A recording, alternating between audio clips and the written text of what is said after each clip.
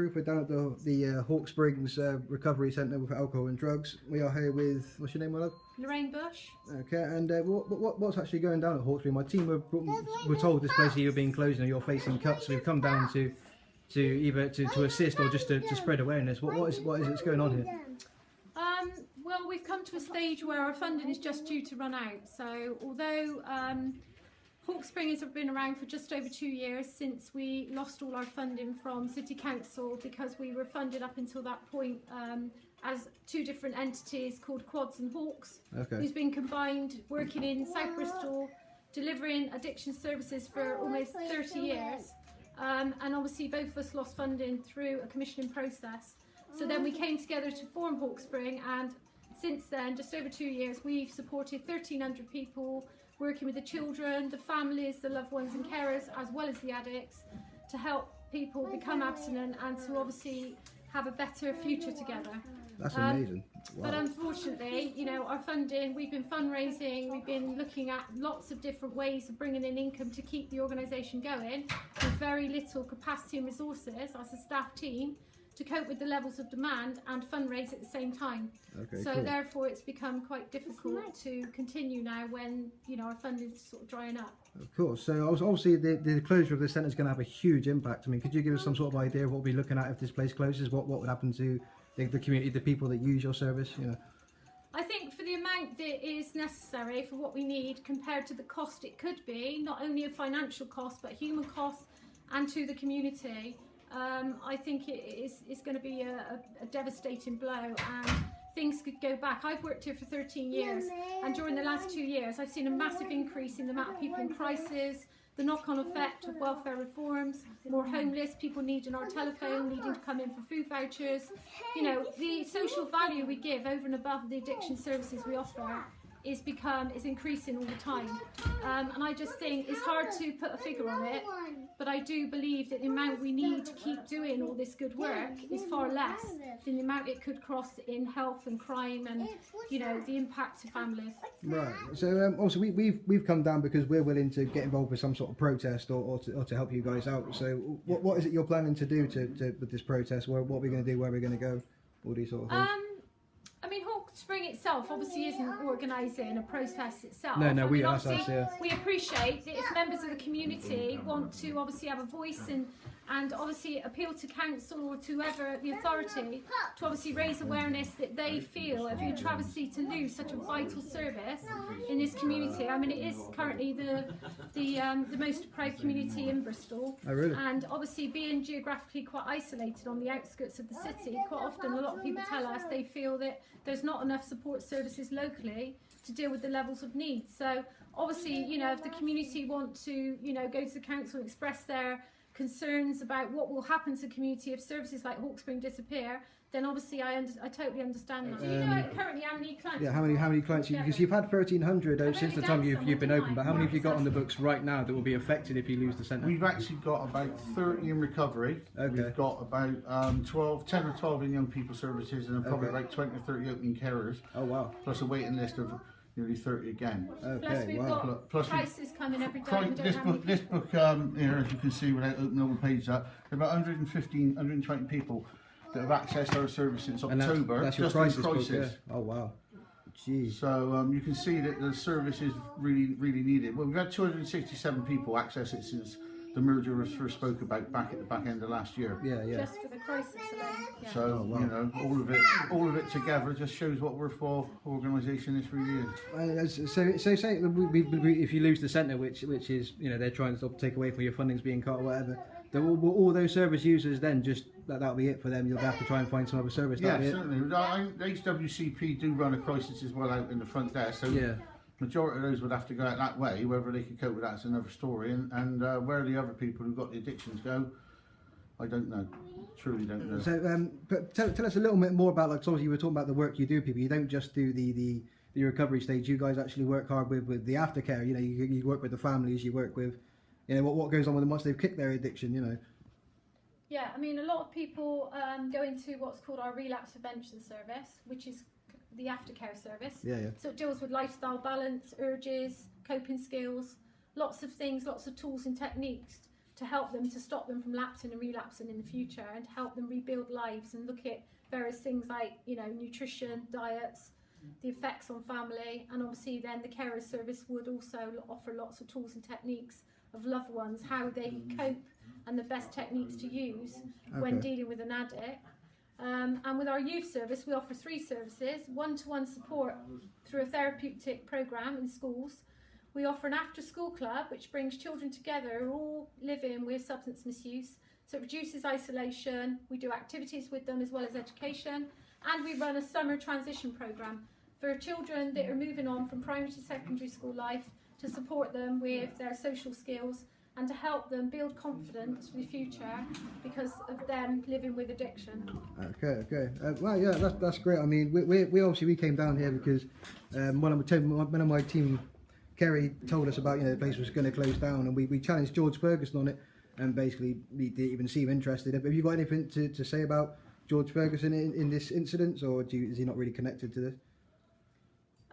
Obviously George is aware because the local MP Karen Smith for South Bristol has written to him, and there's also an article in the Bristol Post today about it. I have also written a letter to George, or an email to George today, just to make him aware, give him all the information about the situation, and I hope for a response from him. Excellent. I'm glad you did that. We challenged George at the school with Kerry the other day, and he literally, all he said to us was, I saw your our video. Yeah, literally all he said to us was, you know, I'll get an officer to you because I don't have the figures on me right now. And George, if you're watching, I want that officer and I want those figures, innit? And we all do. Simple as that. Yeah. So what's your name, Chad? What's your actual role here, man? I'm Systems Data Administrator, so for want of a better word, number cruncher as well. But I'm always first point of contact for anyone that comes into the service, either by through self-referrals or from external referrals or over the phone. So the first face they see is probably mine. Try to enter them in, get them online, hopefully give them a bit of comfort and a bit of empathy, and then hopefully get them in the service so we can give them the support they look for. I do most of the crisis intervention work as well, so anybody that comes in for that tends to come through me, but that's also something that anybody in the office would do if available. It's a team atmosphere here, I definitely get that. Oh, it's a remarkable team, yeah. We're absolutely a couple of them today, but when we're all together, it's quite a dynamic team. I can imagine, yeah. I mean, that's what I mean. Is I came down especially because I was outraged when I found out what they were doing. They're going to close it down. We've also been made aware about the teenage mum. I think people are being shut down as well, and Wish are having troubles as well. Well, I was a member of Wish once. It's mad. They're looking at losing their stuff as well, losing all their funding and what have you. And it's mental. And it's like, We Are the Truth is all about we're spreading, getting rid of the lies, and we're talking the truth, and we're trying to help people. So if there's anything we can do, please, just call us. And obviously, we're gonna do a protest for you guys. We're gonna arrange it ourselves. We're gonna come down here. We're gonna cause a stink. I mean, so like, if there's anything else, any other information you could possibly put across, or if there's anything you've got to say about the situation, say it now, here's your time, All I'd say is anybody out there with the funding, with a little bit of money that thinks that they'd like to do some good, then we're looking for £50,000 to £60,000. I know it sounds a lot of money when you say it like that, but when you consider the work that's done and the lives that's saved, in the grand scheme of things, it's quite a small amount of money when you consider the money that's wasted. So because we're talking about holding a fundraiser for you as well to try and help run the facility. Is that what you say? 50 or 60,000 is the number to save this place? 50,000-60,000 is what the trustees really have put on it, because we can't continue limping through with like £5,000 to £10,000 a month. Right. We can't give enough support to the clients. They deserve better support than just a couple of sessions. They got to have a proper structured sessions of 10, maybe 15, and then hopefully go into relapse prevention. Even with the young children services, when it's going around the schools, you need at least another 14. You need 14 sessions basically. After school group is 14 sessions. So, it's ongoing. It's not something you can't cure something in about 4 weeks when you're doing it's going to be a long battle, but like I say, time is of the essence of what's going on right now with you're facing closure. But we're here to help. We are the truth, and this is what we have. I mean, we're all quite confident. I personally feel quite confident that someone out there with a soul and a heart will. We were going to explore a merger. We had a plan in place to explore a merger with another company. The other company said that if we had 6 months' money, then hopefully that would be enough time to attract more funding, because they had a more financial stable base, and with our expertise and their stable base we could go into the future together. So on the news, in the end, it became part of the news story was hopefully this merger coming forward and this man offering 6 months' money will be enough time for us to then go forward into the future with a strong plan. So that's what happened, that was the plan. Unfortunately, what's happened is, the 6 months is now run out, the merger didn't happen, unfortunately the money was not found, even though we sort of led to believe that's what would happen and we would merge. So the merger's off, and now we're back to square one, where, you know... You get passionate, aren't you? Huh? You're passionate about this, aren't you? Yeah, of course I am. Yeah, you can tell. Yeah, you can tell as you're talking. Yeah, absolutely. You can. These guys have been doing it for years. Dave will tell you he's an ex-addict himself. So, you know, it was... you cannot escape the fact that these guys are out there, they're putting all this poison in their bodies, okay? You cannot escape the fact that they have destroyed their biochemistry in their body. And no amount of talking will fix that. You have to fix it through their diet, and you have to fix it in a way that's going to be able to give them the best chance of recovery. Any homeless guy knows that if he's out on the street and he ain't got no food and he ain't got this and he ain't got that, how are they supposed to recover? Yeah, no. Absolutely. You know, give the man, there's a saying, isn't there? Give a man a Fish, he'll eat for a feed day. himself for a day. Teach him how to fish. Yeah. That's what I'm He'll about. feed, That's he'll what feed I'm himself trying for to the do. rest More of the night. carrots, less sticks. More See, the carrots, thing is, we less were sticks. exploring this. Is another route that we were Yeah. looking at of Something exploring. else If we we- could keep going, we had a contact who was doing this, but up north, we wanted to come down south. But we got to keep going to explore that bit where people could be involved with the bio repair. But we can't explore it if we're not here. Not funded. And there was I'd also take- talking about like houses, wasn't there? I'd take, For right. getting houses and renting out rooms and stuff like that to fund Yeah. us. And all sorts of things. You My, can my problem being with them Yeah. is you've got landlords who's now on the gravy train and doing elevated rents. Yeah. Right? So now instead of this 4-bedroom house they've got, which they can get £1,000 a month or £1,500 a month, they're getting £1,000 a week because now it's a dry house. Right? Yeah. The only stipulation of this dry house is that you're not allowed to drink or take drugs while you're in the house. True. You get out of that street, you can do whatever you want, True. as long as you aren't under the They influence just do random testing, don't they? as when you come through the doors, or the person who's on night stuff or whatever it is, blah blah blah, load of bollocks, doesn't see you or doesn't care. 9 times out of 10, he's got his feet up, having a can anyway, so he doesn't give a monkeys, and he's not going to report it to the landlord because the landlord's going, well, if he goes, I'm losing 300, 400 quid a week. So keep your gob shut. Let's keep it going.